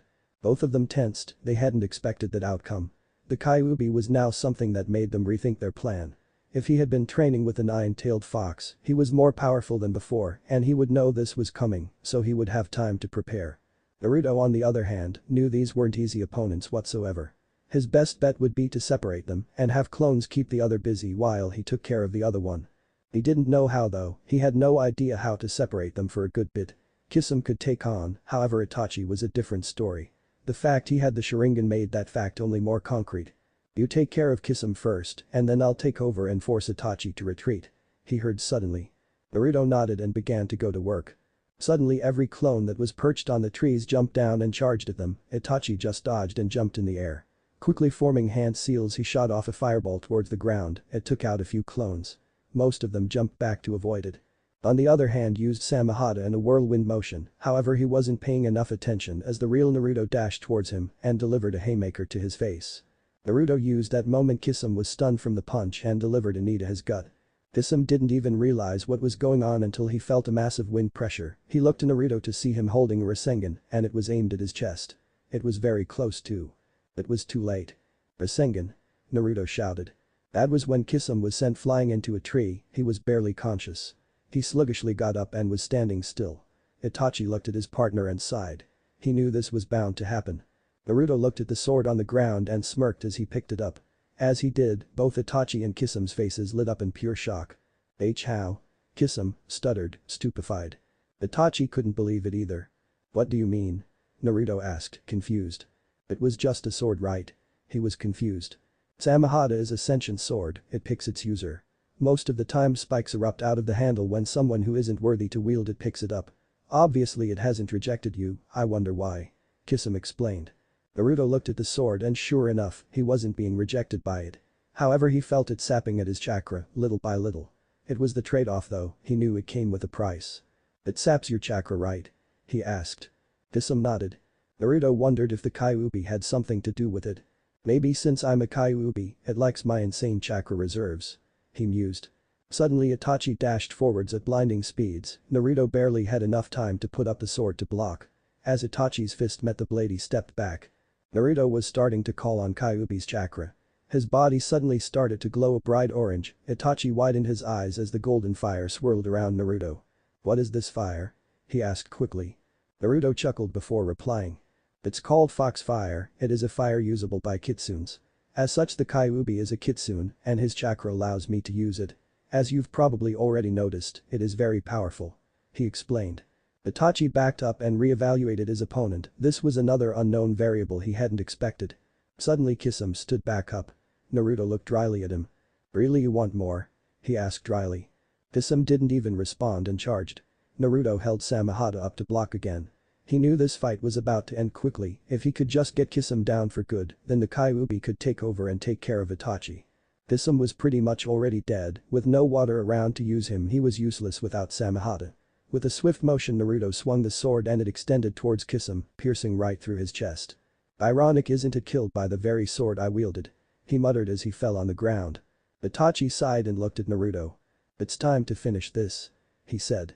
Naruto didn't say anything. Itachi suddenly put his guard up when he felt the rise in chakra. You're damn right, I'm gonna finish this. Kyuubi said. Itachi backed up. This wasn't Naruto he was dealing with anymore. Who are you? He asked. Kyuubi just chuckled and charged his chakra as three tails formed. I think you know Itachi Uchiha. He spat out the last name. Itachi's eyes narrowed, then he closed them. When he opened them it wasn't the normal Sharingan, they were the Mangekyo Sharingan. Ah. Those accursed eyes you Uchiha are famous for, unfortunately they won't help you this time. Kyuubi chuckled. Itachi narrowed his eyes as the Kyuubi formed a hand seal. Page Bunshin no Jutsu. He shouted. Itachi quickly looked around to see a ton of clones all in Kyuubi form and ready to attack. It was getting out of hand. Suddenly all of them charged at him. He was only able to dodge a few as more kept coming. He was suddenly elbowed in the gut and kicked backwards. Amaterasu. Itachi muttered. He waved his hand and the black fire came towards the clones, hitting a few of them, and they disappeared. However, he wasn't paying attention and got hit by a foxfire-covered fist. Itachi quickly realized the situation was getting out of hand. He needed to retreat. Kyuubi was an opponent he didn't want to take on alone. Seeing no choice, he vanished in a poof of smoke. Shunshin ha. Kyuubi chuckled. He then sat down and focused himself and came out of the tailed forms. With Naruto back in control, it was time again to start moving towards the destination. Chapter 6. Catching up and starting the meeting. Naruto looked up to the sky as Itachi fled the scene. He knew he had an easy fight with Kisame. It was a matter of him already planning it out and having everything fall into place. He knew he wouldn't get that luxury again, they would know if he was trying to trick him. So off to Ha. He heard the Kyuubi. Naruto blinked and wondered where this was going. What's your plan? Kyuubi asked suddenly. Naruto sighed and realized that Kyuubi was right. He couldn't just walk into Kumo and speak to the Raikage without some sort of plan. That would be utterly foolish for him to do. The meeting would most likely cause quite a stir within the Raikage, and he would no doubt want to recruit him. Naruto didn't want that though. No, he wasn't planning on joining another village just for it to end up like the last one. He would have to play his cards right, and if went well and he got what he wanted, he would have no problem helping out the Raikage when he needed it. He was thinking of becoming something like a freelance mercenary that would give him the chance to continue to explore and gain more skills as well. In addition to having influence with different cages. When we meet with him, he wouldn't really believe me that I'm Minato's son. So we need to convince him somehow, or you do. He started. Kyuubi snorted and spoke up. No doubt, you don't really look like the fourth with that hair color. I assume you want me to take over and talk to him when you mention your father. Kyuubi replied. Naruto nodded and began to think again. We also can't let him blindside us, he will have an ulterior motive no doubt. Everyone has something they want out of it, we need to keep the details in our favor so we aren't being purposefully used. He continued. Kyuubi laughed loudly after hearing Naruto. Damn kid, I'd never thought I would see the day when you actually used your brain. He joked. Naruto just shook his head while chuckling, it was time to get serious after all. He needed to be cautious. What exactly are you hoping to get out of this meeting? Kyuubi asked suddenly. Naruto blinked, he hadn't really thought of that one. He sighed and sat down, time to start going over what was essential and what could wait. Firstly, we need Kumo to be a refuge of some sorts, preferably under the radar, so no one gets wind of where I might be hiding out if the need arises. Secondly, some training in Kenjutsu would be nice. Overall training would help too. He started. Kyuubi was silent for a bit. Personally, in my opinion, you should have left that sword there. However, with the right training it will become a very useful weapon. He said. Naruto just shook his head and stood up, he was going to stop by Yuga again to get supplies, then head straight for Kumo. He needed to be careful though, he was sure that Tsunade would be sending teams out to bring him back, and if they were to find him it wouldn't be an easy fight. Hell no, it wouldn't. It was time for him to start building up on his skills a bit more. He might have to stop by a library again in Kumo, that is if he made it there first without interruptions. With those thoughts in his mind he headed off once again. Scene break. Konoha. Tsunade was having quite a day. She had just heard Kakashi's report about the encounter with Naruto and Suna. He was officially a missing nin now, and nothing could change it. It was only going to get worse, she knew it too. The council already heard about his heritage and demanded that he be brought back, they were naive and foolish though. She knew he would never come back willingly. However, that didn't stop them, they wanted him to be found. More like demanded of him, even though the Hokage knew butting heads with the council was stupid. So she had requested 2 teams to meet her today at her office to brief them on their new mission. Those 2 teams were Team 8 and 10. Suddenly the door opened revealing none other than those 2 teams. Asuma and Kurenai both stepped in first with their respective teams following behind them. Lady Tsunade, you requested us? Asuma asked curiously. Tsunade nodded and looked at everyone. I'm sure you know of Naruto Uzumaki's status as of late. She asked rhetorically. All of them nodded numbly, it was a very delicate subject nonetheless. A secret that was kept from most had been revealed and the effects were still rippling throughout the village. Tsunade took a deep breath and prepared herself for what she was about to say next. Once she did, there was no going back whatsoever. Kakashi just filled me in about an encounter with Naruto at Suna, it seems he's bent on not returning. He made it very clear to both Sakura and Kakashi as they tried to subdue him, but ultimately failed. He escaped once again and is on the move again. She started. Everyone's eyes widened. Kakashi failed? Ino asked, shocked. Asuma and Kurenai obviously felt the same way, Kakashi was a person not to take lightly. Tsunade nodded numbly and continued where she left off. It seems he has gotten some training from the Kyuubi and has developed a type of fire he can use. Kakashi said he used it to blind them and escaped from there. She explained. Kurenai had a thoughtful expression on her face. Kaiten, she asked suddenly. Everyone turned to her as she asked, they turned to Tsunade to see her shaking her head. Kakashi said he didn't use any hand seals or call out any names, all he did was call on the Kyuubi's chakra and the fire started to form shortly afterwards. She said.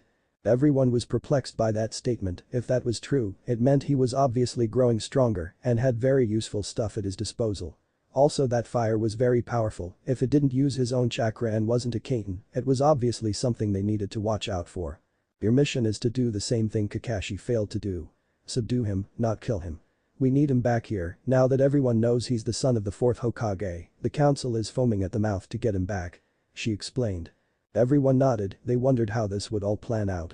I'll leave the details on how you want to deal with it to yourselves, just get it done. She said with finality. They all nodded and left the office, as they walked out they started to talk among themselves. So how do we go about doing this? Kurenai asked aloud. Asuma thought about it for a good bit. If we can get him to come peacefully that's good, however we know that won't happen at all. Let's see. If he left Suna, he wouldn't stay in the land of wind that long, and he wouldn't go to Iwa. He must know how much they hate the name Namikaze. So Kumo? He said aloud. Shikamaru decided to speak up. Most likely, he knows he couldn't linger around Suna. He may act like an idiot, but he is fairly smart when it comes down to what matters. If he's serious about not coming back, he couldn't afford to make foolish decisions. He added. Biba suddenly spoke up. You really think that Adobe can beat us all? 8v1 is a very unfair setup. He said indignantly. Shikamaru just shook his head and replied. Beat us? No. Outsmart us. Most likely, he isn't an idiot like most people think. How do you think he beat you at the Chunin exams? If he sets his mind to something, he can be very clever. I guarantee you that he has already anticipated the Hokage sending us due to our abilities and who we are. He most likely knows what to expect from us. It would be very hard to fight us all. So he is most likely coming up with a plan to deceive us, and I wouldn't be surprised if it worked. Shikamaru said aloud. Biba shut up after that. He knew it was true. There was more to Naruto than what everyone saw. They didn't look past the goofy surface to see what was underneath. We're also about 3 to 4 days away from Kumo, not counting setting up camp every night. That only adds more to his advantage. Shikamaru added. Asuma looked up to the sky as he spoke. Shikamaru is right, this won't be a run-of-the-mill mission. Combined with the tutelage of the Kyuubi, Naruto is even more dangerous and unpredictable. He said. Biba noticed Hinata was fiddling with her fingers. He knew she was thinking about something. Most likely Naruto. What's the matter with Hinata? He asked curiously. Everyone stopped and turned to the shy girl. She looked up and spoke. I don't understand why Naruto turned out like this. She explained. Shino, surprisingly, was the one to speak up after her. What would you think if you suddenly found out you were being lied to your whole life, and on top of that having to keep a secret yourself such as the Kyuubi, and carrying such a burden along with it?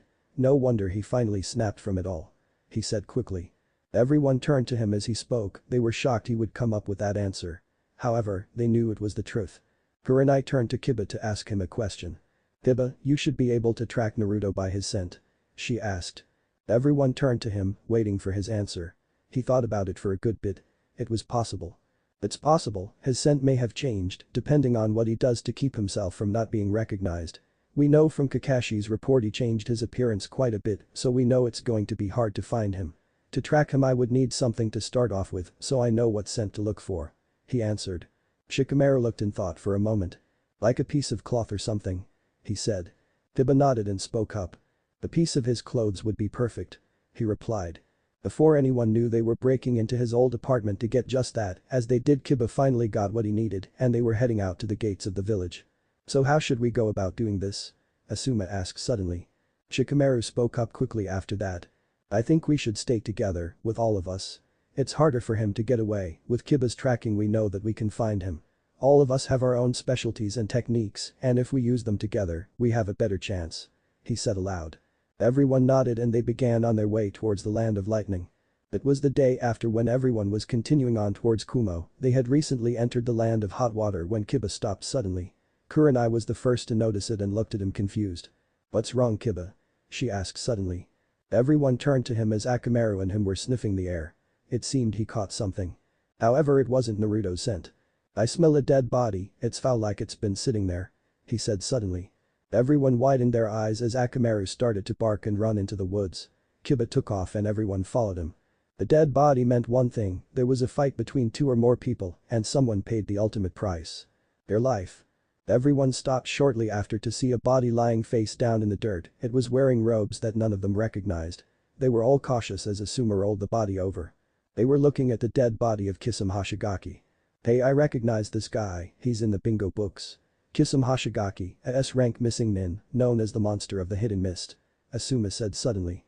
Everyone turned to him as he said that. They were shocked that this guy was defeated. Do you think Naruto is responsible for this? Ino asked. Everyone looked at Kurenai and Asuma as they looked at each other, like they were having a silent conversation. If he did, he got him by surprise. This area has the perfect makings for a setup for a trap.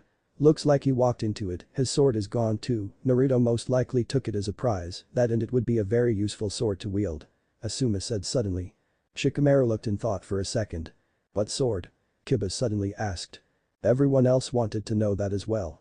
Kisame Hoshigaki was known to carry a sword by the name of Samehada. It is one of the swords of the 7 ninja swordsmen of the mist, and it is renowned for being the most dangerous and terrifying of all of them. It can be very dangerous if wielded right. Kurenai answered. They all looked shocked after that statement. If Naruto was the one who did this, then it only proves my point that we need to tread with caution. If we don't, we may wind up walking right into a trap, Shikamaru said suddenly.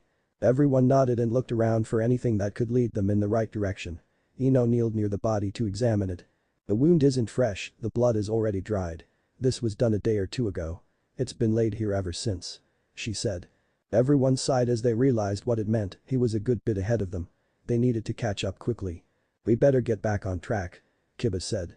Everyone nodded and they left the area and started heading towards Kumo. Scene break with Naruto.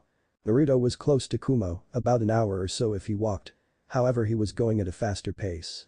He stopped at Yusa to get some more supplies earlier. He picked up a few ninja tools that would help him. He knew Tsunade would send a team or two to retrieve him, so he needed to be prepared for when they met. He knew it wasn't going to be friendly. They would most likely use force, however not lethal force. Tsunade would have their asses if he came back in a body bag. He planned on stopping at Kumo's library before requesting to meet with the Raikage. He needed to learn a few things, those things were going to help him when he faced the teams that were sent to get him. Before he knew it, he was already walking through the hidden cloud village. He liked the way it looked. Eventually he spotted the Raikage's tower, but he knew that was for later. It was obvious he was an outsider. He got some curious glances here and there, but they were hostile or vicious. He chuckled as he walked into the village's library. He continued to ignore the obvious stares and looked for a few books he was needing. They were about psychological warfare, underhanded tactics. Anything that remotely revolved around deception and guerrilla warfare really would work for him as of now. After searching for a good 25 minutes he found a couple of books he was going to learn from. They had some good titles that drew him in. They were The Psyche, How It Works, An Art of War, Divide and Conquer. Before anyone knew it, a quick shout of Kage Bunshin no Jutsu and a clone appeared and sat down next to the real Naruto. After an hour of reading the two books he had a good understanding of how to effectively use psychological-based attacks and how to use your situation to your advantage with traps and setups. He knew with what he learned he would be able to take on a team now. It was now time to meet the Raikage. Are you ready, kid? He heard the Kyuubi. Naruto nodded and left the library and headed towards the tower where the meeting that no one would ever forget would happen. As soon as he stepped in the building he was instantly stopped. They knew he wasn't from around here. They were definitely suspicious. It was shortly after when a young man with dark skin and white hair that covered his left eye walked in front of Naruto and spoke in a slightly bored but highly cautious tone. Who are you and why are you here? He asked quickly. Naruto should have known this would happen. I'm here to speak to the Raikage regarding a certain fellow that is known as the Yellow Flash. He said aloud for everyone to hear. He watched subtlety to see their reactions. It was instantaneous. They all tensed and were on guard after hearing those two words. They all knew about the power that Minato Namikaze had and how much fear he spread with his famous techniques. The man in front of him narrowed his eyes. Who are you?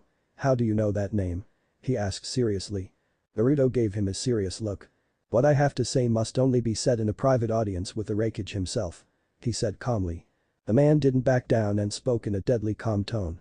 You say that and you obviously radiate the word secret. After all, you have a very famous sword on your back. Where is Kisame Hoshigaki? He said aloud. Naruto chuckled and replied. Shark face. Check the forests by Yuga. If you find his dead body you'd know the answer. He joked.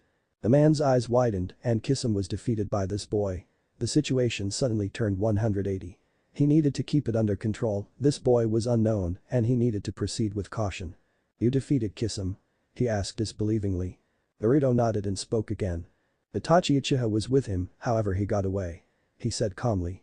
Now this surprised everyone. The traitor who slaughtered the whole Uchiha clan with ease ran away from this kid. They all thought. The man finally relented and spoke up. Very well, follow me and don't make any sudden movements. He said it was deadly serious. Naruto nodded and followed him as they walked up a staircase. He didn't fail to notice two people following behind him. They're kids, watch out. He heard the Kyuubi say in his head. Naruto hummed to himself and didn't look back at the two of them. He didn't want to raise any suspicion now. They soon arrived at a large door and the man in front of them walked in. He came out shortly after and motioned for Naruto to come inside.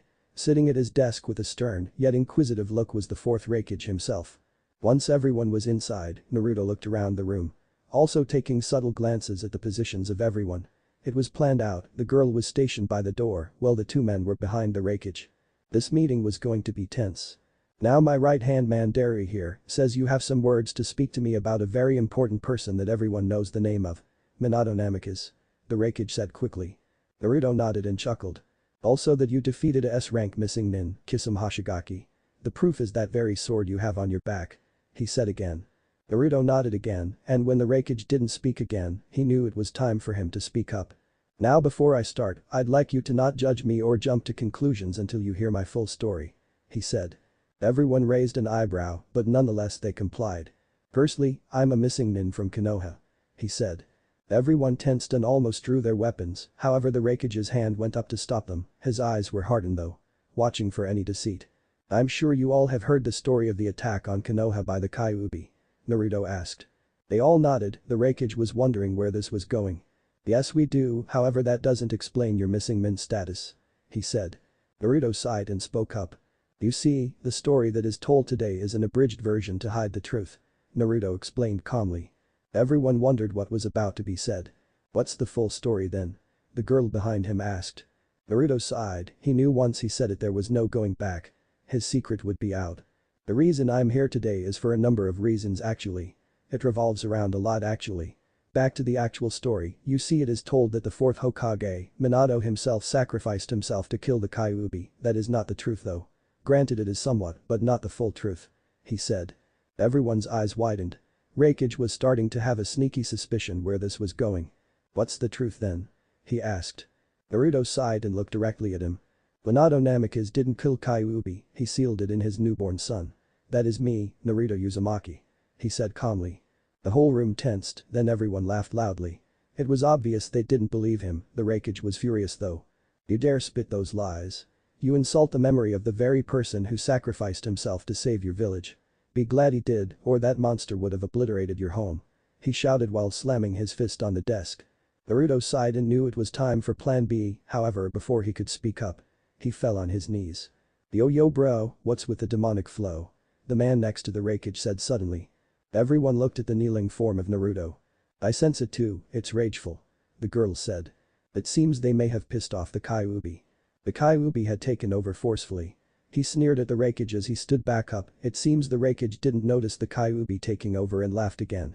You can quit acting like a kid. He said. The Kyuubi gave a dark chuckle, and everyone tensed. The voice was deeper and more demonic when it spoke.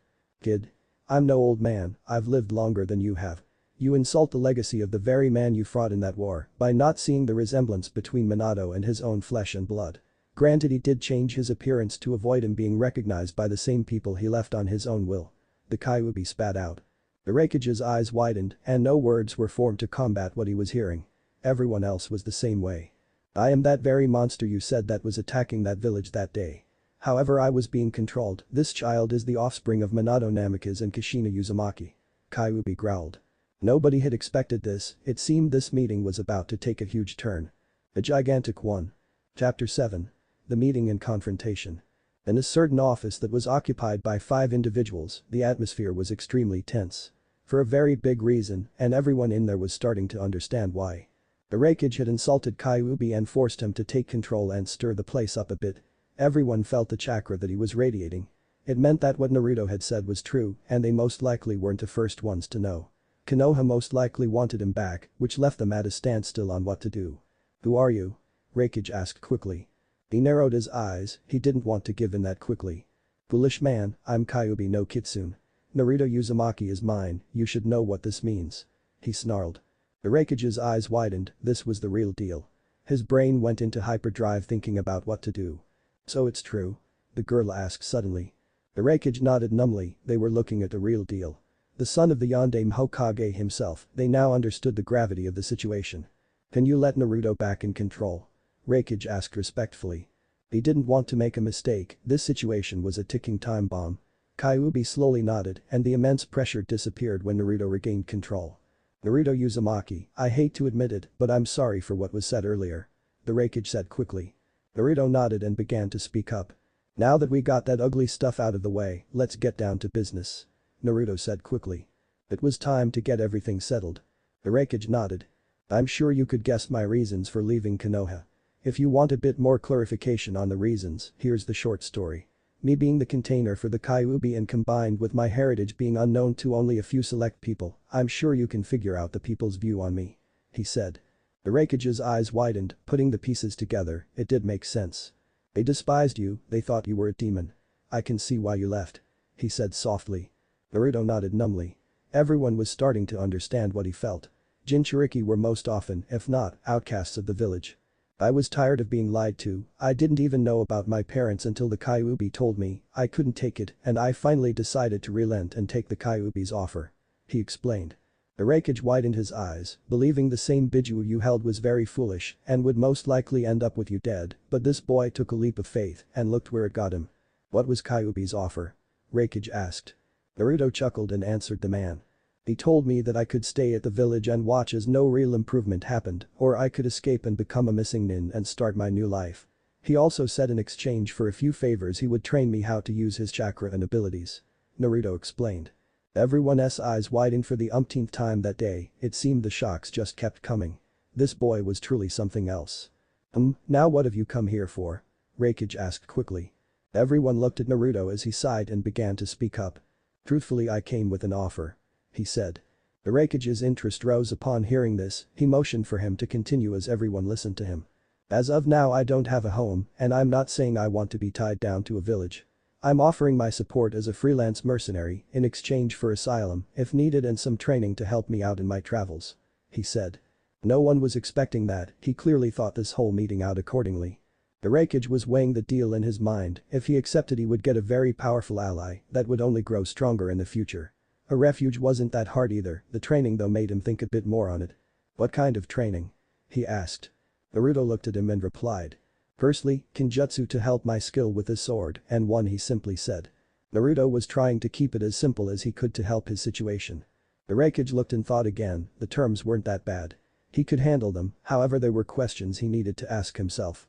Let's put a hypothetical out there and say you do become a freelance mercenary, who all are you going to give your allegiance to?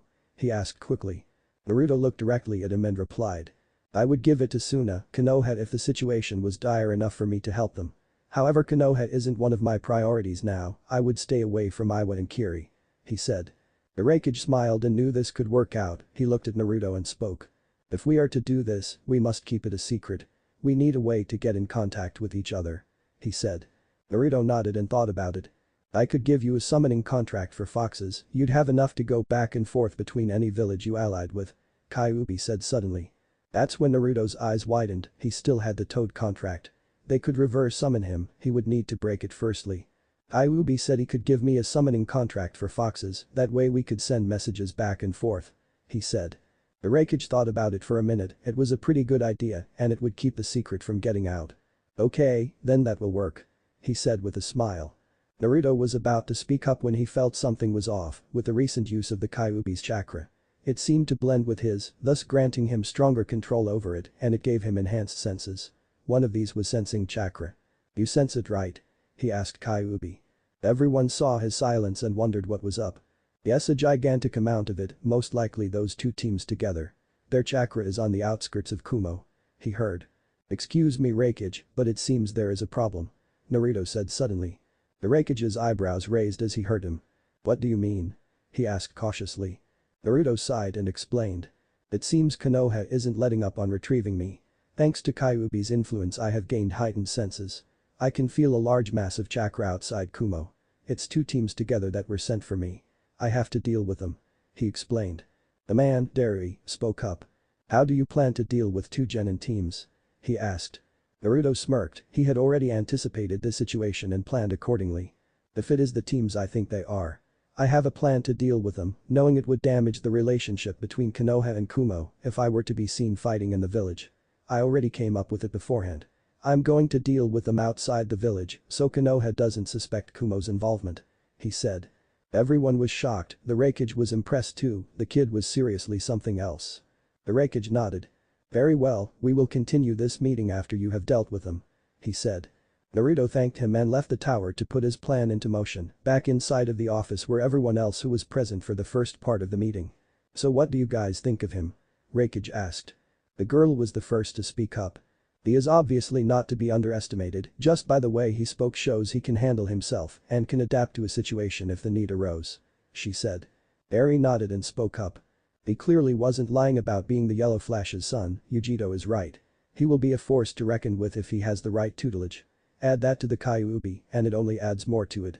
His offer wasn't that bad either. He added. Irakage nodded and turned to the other man in the room. What do you think about him, B? He asked curiously. B looked in thought for a moment. He is very powerful indeed, those who cross him will bleed. He said softly.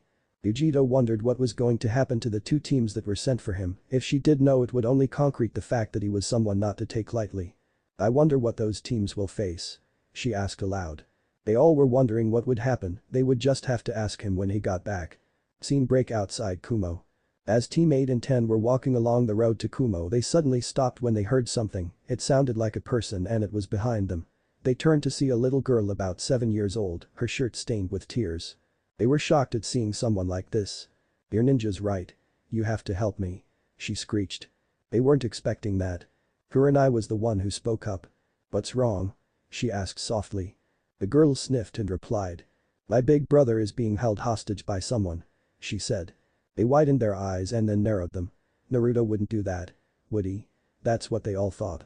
Being the kind souls they were, they knew they had to help. Lead the way, little one. Ino smiled. The girl nodded and turned around and started to run into the forest with everyone following her. If they were to see her face, they would see her with a devious smirk. Warning. A bit graphic.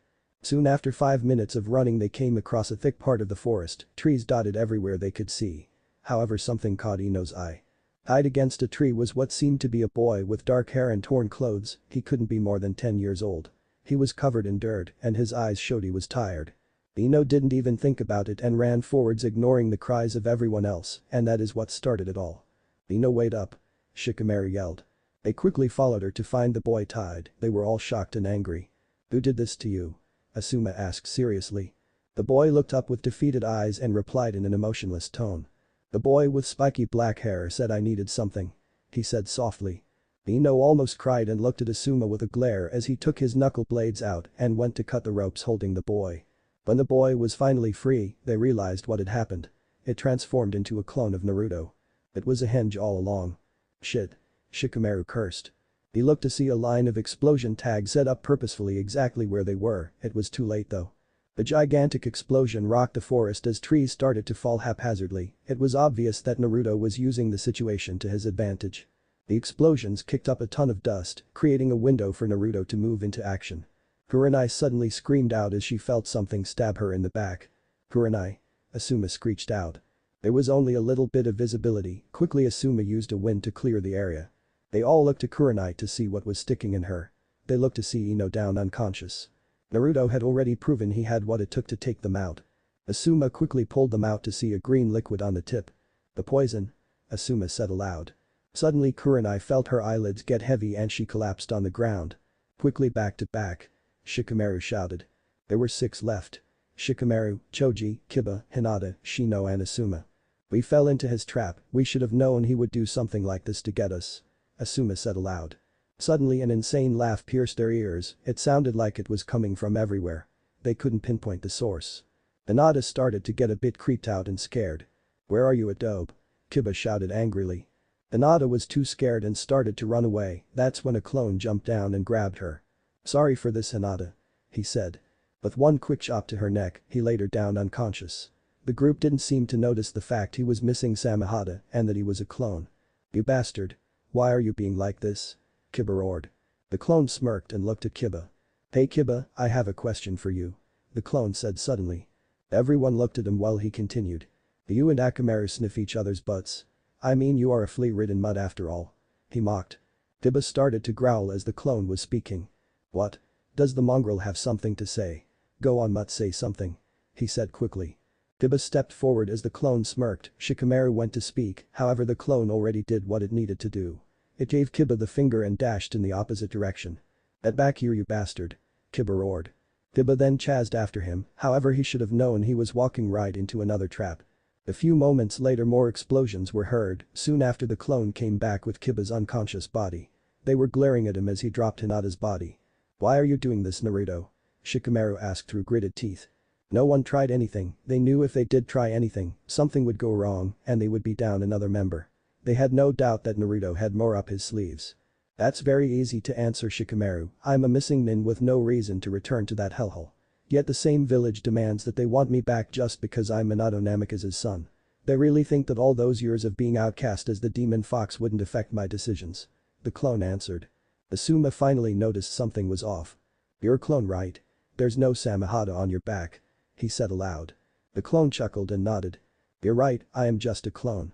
That doesn't mean I'm going to tell you where the real one is. The clone smirked. Everyone was silent as the clone continued. I'm here to relay a message, give up and don't try again. If you don't heed my warning, I'll be forced to use more effective methods. The clone said. Suddenly everyone tensed as the clone walked towards them, suddenly it poofed into smoke and disappeared. I think we should take the kid's offer and leave while we still can. Choji said aloud. Shikamaru grunted, but nonetheless couldn't agree more. They had failed, horribly. He had lured them straight into a trap. I agree, if he was able to fool us this much, imagine what he could do if we pissed him off. Shikamaru added. Asuma nodded and looked around the area. Naruto really did have them against the wall. If they didn't leave as he told them to, he would most likely unleash more and they wouldn't stand a chance. Naruto's skill set was too unorthodox and combined with his knowledge of pranks, it only made it stack in his favor. Okay, everyone pick up someone and let's head back. Asuma said aloud.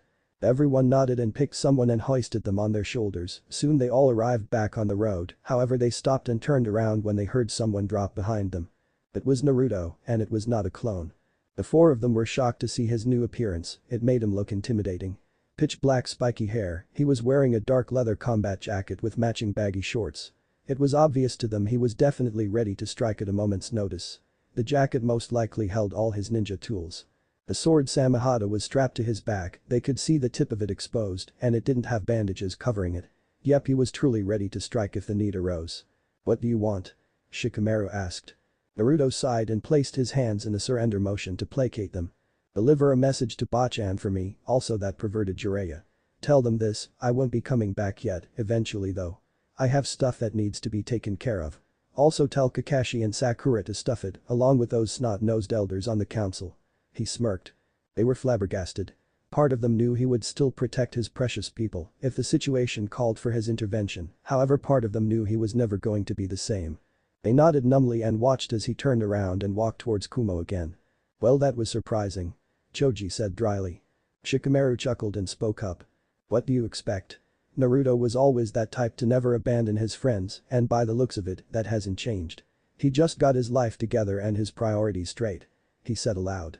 Asuma definitely agreed with Shikamaru, it was obvious to them that Naruto was going to grow stronger than anyone could imagine. He also wouldn't forget his roots. This was his chance for a new, better life. Any that would shake the world. Thanks for watching, everyone. I really hope you enjoyed it. If you want to see the next part of this series, make sure to turn on the bell notification so you don't miss it. Don't forget to like, subscribe, and drop a comment down below. Also, feel free to check out the other videos I've created, I'm sure you'll enjoy them too. See you guys in the next video.